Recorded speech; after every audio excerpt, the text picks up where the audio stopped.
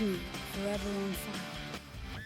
R ನಗರದ ಕೆಂಪೇಗೌಡ ಲೇಔಟ್ನಲ್ಲಿ ಕೂಡ ತಗ್ಗು ಪ್ರದೇಶಗಳಿಗೆ ಮಳೆ ನೀರು ನುಗ್ಗಿಬಿಟ್ಟಿದೆ. ಮೋರಿಗಳು ಬ್ಲಾಕ್ ಆಗಿರೋದ್ರಿಂದ ಮನೆಗಳಿಗೆ ನೀರು ನುಗ್ಗಿಬಿಟ್ಟಿದೆ. ಈ ಕಲುಷಿತ ನೀರು ಮನೆಗಳಿಗೆ ನುಗ್ಗಿರೋದ್ರಿಂದ ಅಲ್ಲಿರುವಂತಹ ನಿವಾಸಿಗಳು ಪರದಾಡ್ತಿದ್ದಾರೆ. ಪಾತ್ರೆಗಳಲ್ಲಿ ನೀರು ಹೊರ ಹಾಕ್ತಾ ಇದ್ದಾರೆ ಜನರು.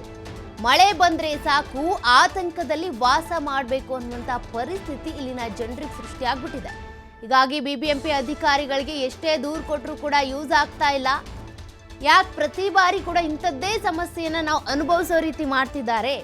ಬಿಬಿಎಂಪಿ ಅಧಿಕಾರಿಗಳಿಗೆ ಯಾಕೆ ದೂರು ಕೊಟ್ಟರು ಗಮನ ಹರಿಸ್ತಾ ಇಲ್ಲ ಇಲ್ಲಿ ಅಂತ ಅಲ್ಲಿನ ನಿವಾಸಿಗಳು ಆಕ್ರೋಶವನ್ನು ಹೊರಹಾಕಿದ್ದಾರೆ. ಆರ್ ನಗರದ ಕೆಂಪೇಗೌಡ ಲೇಔಟ್ನಲ್ಲೂ ಕೂಡ ಅಲ್ಲಿ ಇರುವಂಥ ತಗ್ಗು ಪ್ರದೇಶಗಳಿಗೆ ನೀರು ನುಗ್ಗಿಬಿಟ್ಟಿದೆ. ಈ ಮೋರಿಗಳು ಬ್ಲಾಕ್ ಆಗಿಬಿಟ್ಟಿದ್ದಾವೆ. ಹಾಗಾಗಿ ಮೋರಿ ಒಳಗೆ ಹೋಗಬೇಕಾಗಿರೋ ನೀರೆಲ್ಲ ತಗ್ಗು ಪ್ರದೇಶದಲ್ಲಿರುವಂಥ ಜನರ ಮನೆಗಳಿಗೆ ನುಗ್ಗಿಬಿಟ್ಟಿದೆ. ಅಲ್ಲಿನ ಜಲಾವೃತ ಆಗಿರುವಂಥ ದೃಶ್ಯವನ್ನು ನೀವು ನೋಡ್ತಾ ಇದ್ದೀರಾ. ತಗ್ಗು ಪ್ರದೇಶಗಳ ಮನೆಗಳು ಹೇಗೆ ಜಲಾವೃತ ಆಗಿದ್ದಾವೆ ಅಂತ. ಹೀಗಾಗಿ ಅಲ್ಲಿರುವಂಥ ನಿವಾಸಿಗಳು ಹಿಡಿ ಶಾಪ ಹಾಕ್ತಿದ್ದಾರೆ. ಪ್ರತಿ ಬಾರಿ ಕೂಡ ಎಷ್ಟೇ ದೂರು ಕೊಟ್ಟರು ಬಿಬಿಎಂಪಿ ಅಧಿಕಾರಿಗಳು ಮಾತ್ರ ಗಮನ ಹರಿಸೋದಿಲ್ಲ, ಈ ಸಮಸ್ಯೆಗಳಿಗೆ ಪರಿಹಾರ ಕೊಡ್ತಾ ಇಲ್ಲ.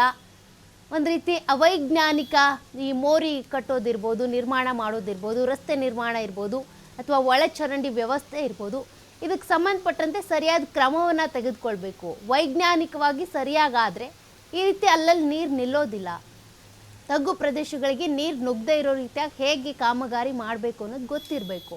ಹಾಗಾಗಿ ಬಿಬಿಎಂಪಿ ಅಧಿಕಾರಿಗಳ ವಿರುದ್ಧ ಹಿಡಿ ಶಾಪ ಹಾಕ್ತಿದ್ದಾರೆ.